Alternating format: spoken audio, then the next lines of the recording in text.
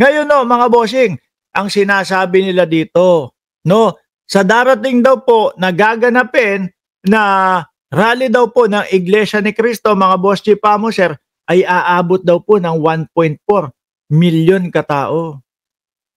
Diba? Aabot daw po ng 1.4 milyong katao yung pupunta doon sa rally ng Iglesia ni Cristo. Kayo po ba ay naniniwala doon? Ako hindi eh. No? Hindi ho, mga bossing. Bakit po? Kasi mga kababayan, yung iba dyan, posible nadala na ho doon sa una nilang rally. Panigurado na, ay, hindi na ako pupunta dyan. Bakit? Baka kasi kagaya na naman nung unang rally na sinasabi nila na ang sabi nila ay para sa kapayapaan, yung pala hindi na, 'di ba, Ma'am Brenda Barton at Aurelia Adena at Chaicher kasi ikaw mag-isa, Sir Mark. 'Di ba? Sabi kasi dito ni Rowena Guanzon, mga boss Chi Pamuser, na itinatakwil na din po ng kakamping. No? Paano ba naman? Ang daming kakampihan. Doon pa kumampi sa Duterte si Rowena Guanzon. Feeling ko ho, no? Etong si Rowena Guanzon, itinanim to ng mga Duterte doon sa mga kakamping para masira. Bakit? Tingnan nyo mga kababayan, nung panahon ng 2022 election ho, ano ginawa nito? Inagawan ng eksena yung mga senador na tumatakbo po sa kanila. Di ba? Halos kinuha ho yung mga oras ng mga senador na tumatakbo sa kanila, mga boss Chi Pamuser.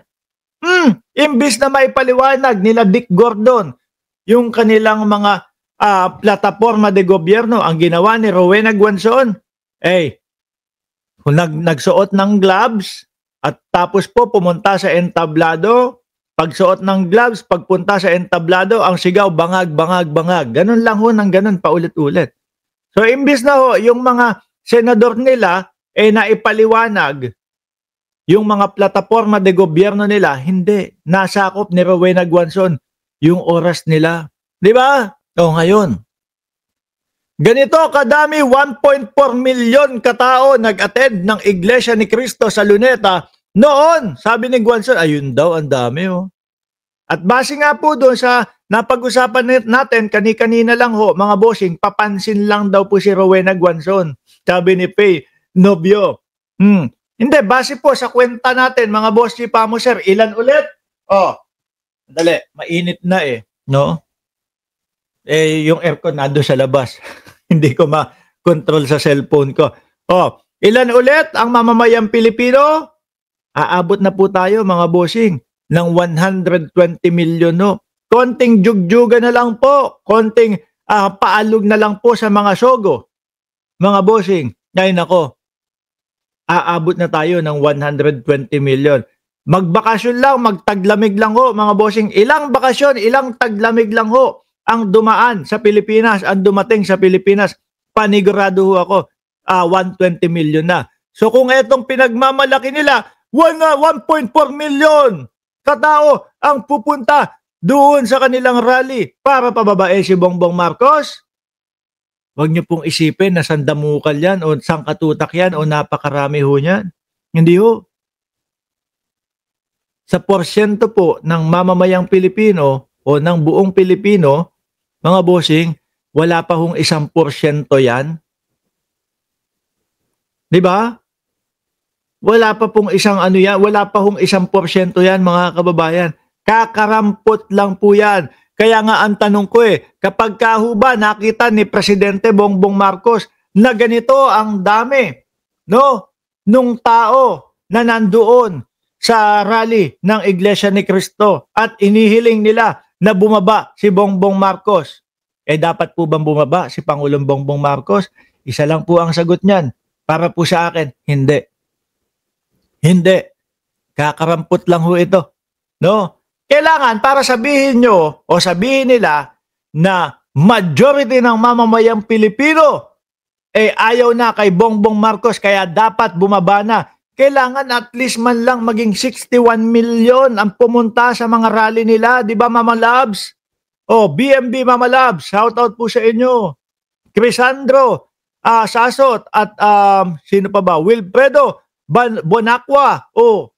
Kailangan umabot ng 61 million yung pupunta para masabi na majority ng mamamayang Pilipino ayaw kay Bongbong Marcos. Pero kung 1.4, pagbigyan na natin 2 milyon, sorry, wala pa sa 1% ng mamamayang Pilipino yung bilang ninyo.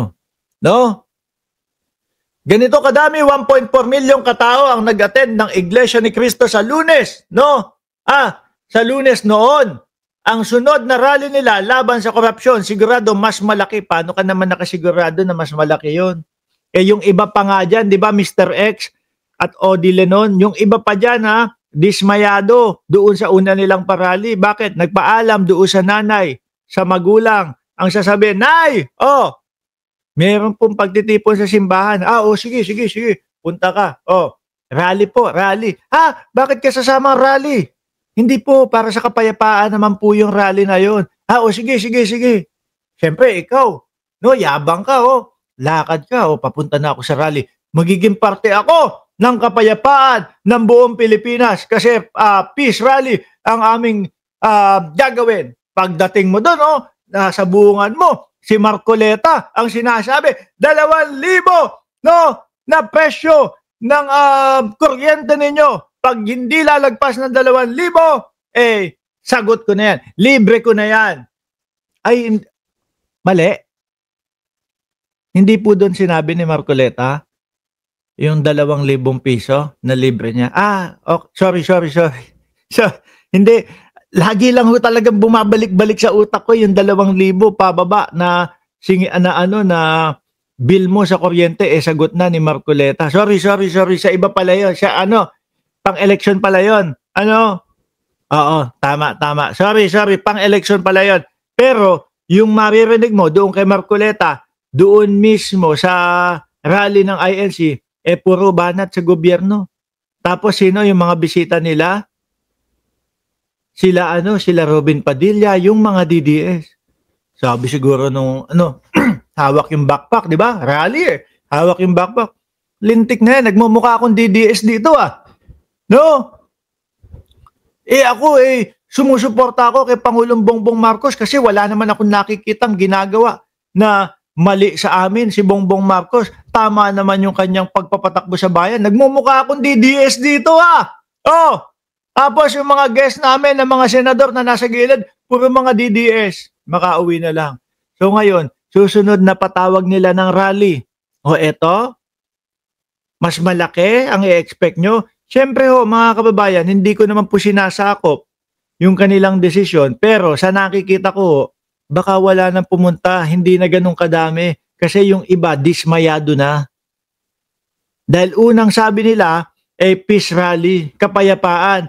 Yung pala, pag-uusapan, politika. Diba, Rodante Marcoleta? Sabi ni Sir Odi Lenon, bakit ang INC ngayon nakikialam na sa politika o sa gobyerno ay nagiging sunod-sunuran na sa mga Duterte? Hindi ko ho alam. Sabi ni Kap Nino, ang explanation daw po ni Kap Nino dyan, ang tao daw po ay nagbabago.